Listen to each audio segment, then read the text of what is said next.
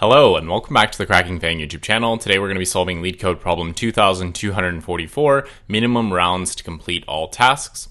You are given a 0-indexed integer array tasks, where tasks of I represents the difficulty level of a task. In each round, you can complete either 2 or 3 tasks of the same difficulty level and return the minimum number of rounds required to complete all of the tasks, or -1 if it's not possible to complete all of the tasks. So we have an example here. Where we have tasks, and let's see how many of each task we have. So level 2 tasks, we have a count of 3 tasks, right? For level 3, we have 1, 2. So we have 2 level 3 tasks. So this is the level, and this is the count, right?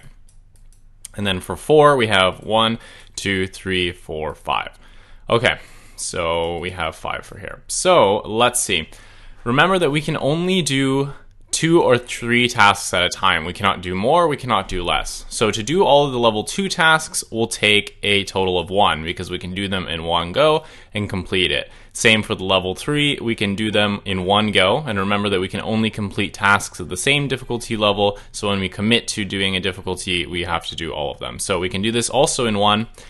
And then for 4, obviously, we will do the most that we can in a level. So we'll take 1 iteration to do 3 of them. We'll be left with 2, and then we can do the last iteration in another round. So in total, we'll have gone 4 rounds. So this question, even though it's marked as a medium, is actually super simple. Essentially, what you want to do is just, in a greedy manner, just do all of the tasks that you can. If you ever get a task whose count is actually 1, then you cannot complete it. So basically, you just want to get all of the counts and then take their modulo of 3. And if it equals to 2, then you can complete it in one go. If it equals to 3, you can also complete it in one go. Obviously, if it's like 6 modulo 3, then you would need 2 goes to do that. And then if you ever get modulo 3 equals to 1, then you can never complete it because that means that there will be 1 left over. And since we can only do 2 or 3, that's how, we can't do it. So let's now go to the code editor. We'll walk through how we want to do this and handle the cases where we have something like 6, where that's a multiple of 3, but it's really not that bad. So let's just go to the code editor, type this up. It's a really quick and easy problem. Should not be a medium. So we looked at the basic example and saw what the intuition is for solving it, but let's actually do it because there's some things that we didn't talk about, mainly because it's quite a simple question. We don't really need to spend too much time. We can just look at the code and actually figure it out. So the first thing you remember is that for each task, we figured out the frequency of that task. So let's now build a dictionary which maps the task number to the number of tasks for that task. Or I guess not a task number, it's the difficulty of the task, but it doesn't really matter. So we're going to say the task frequency is going to equal collections.counter task. So this will basically build that mapping for us and count for each task the number of times it occurs. Now we need to store our solution somewhere, so we're going to say the minimum rounds is going to be 0.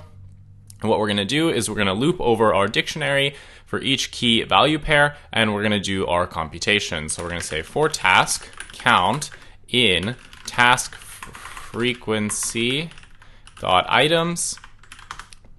If the count equals to 1, then it's impossible to actually solve this because we cannot perform this task, right?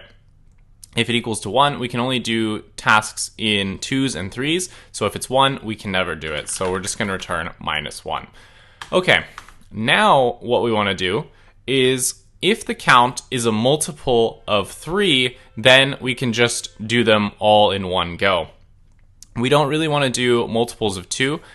Because that could lead to us, right? So say we had 6, right? We wouldn't want to do it in multiples of 2 because that would take 3 rounds when we could actually do it in 2 rounds because of the 3. So we're always going to try to take as many tasks as possible in a greedy manner. So we're going to try to do 3 at a time. So we're going to say if count modulo 3 equals to 0. So basically if the current count is a multiple of 3, then we can just do it however many times it is a multiple of 3. So we're going to say min rounds, we're going to add to it count integer divided by 3. So that will basically just give us how many rounds it's going to take. So if it's 6, obviously 6 divided by 3 is 2. If it's 9, it's going to be 3, and on and on and on. So if it's a multiple of 3, we're just going to do it however many times we need it to. Otherwise, what we need to do is we need to take as many rounds of 3 as we can, and then we're probably going to have a leftover round to basically take what's remaining. So we're going to say min rounds. What we're going to do here is we're going to take the count, we're going to divide it by 3. So this is the case where it's not a multiple by 3.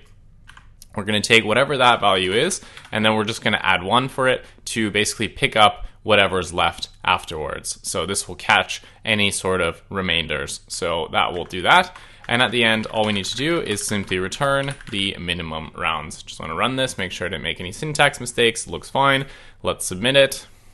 And we are, I believe that means it's accepted. Yeah, okay. So you guys know the drill. The last thing we need to do is actually talk about the time and space complexity here. So time complexity.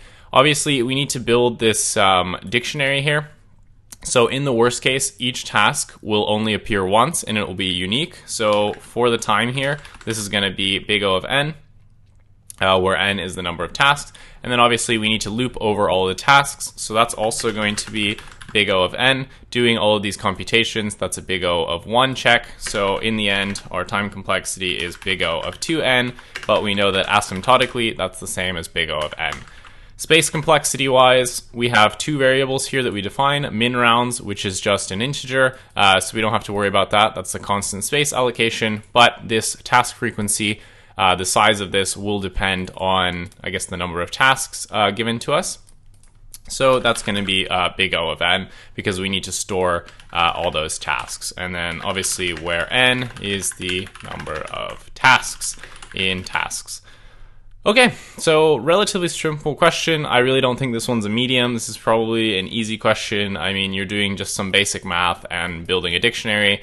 Not too complicated. Not sure why it's ranked as a medium, but whatever, not my problem. Hopefully you enjoyed this video. Hopefully this one helps you out. I think this one is popular with Amazon right now, so if you are confused, hopefully this quick video can help you out. If you want to see more videos like this, then subscribe to the channel.